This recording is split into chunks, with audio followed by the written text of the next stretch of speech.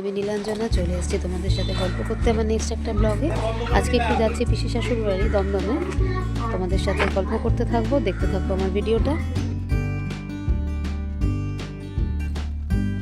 অনেক দিন ধরেই না পিসি বলছিল যে একটু ঘুরে যেতে, তার যাওয়া হচ্ছিল না।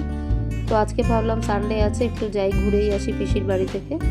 পিসির বাড়ি ক্যান্টনমেন্টেই, ট্রেনেও যাওয়া যায়, আর যদি বাসে যাই তাহলে হলদিরামে নেমেও যাওয়া যায়, আবার সেন্ট্রাল জেল মোড়ে নেমেও যাওয়া যায়। তো হলদিরামে নেমে যাওয়ার উদ্দেশ্য হচ্ছে একটাই, যে আমার কুল মাখা খাওয়া। আগের দিন যখন গেছিলাম না, তখনই দাদার কাছ থেকে কুল মাখা খেয়েছিলাম, কিছুদিন আগেই গেছিলাম।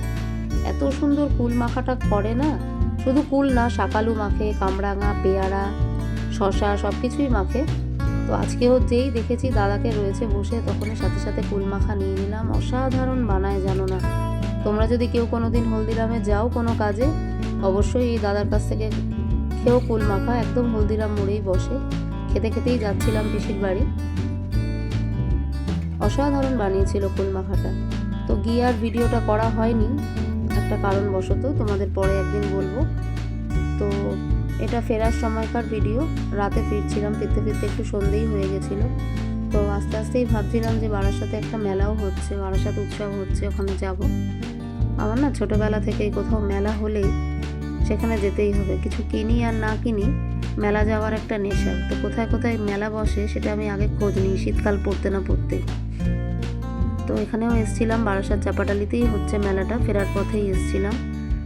সেই কানের দুল, বক্স, চিরুনি সব বিক্রি হচ্ছে, ক্লিপ, এইসবই দেখছিলাম মেলাতে।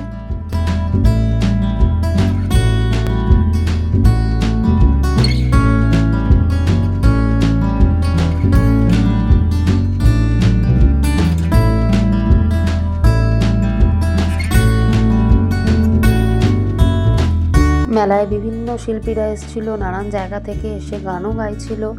তার সাথে তো খাবারের স্টলও বসেছিল, ঘুগনি, ফিশ ফ্রাই, বেনারসি পান, বাদাম, সব কিছুই ছিল। খুব সুন্দর ছিল মেলাটা। যাক, তোমাদের সাথে নিয়ে আজকে অনেক জায়গা ঘুরে ফেললাম। আমার ভিডিওটা ভালো লাগলে লাইক, কমেন্ট, শেয়ার করো, প্রচুর ভালোবাসা দিও।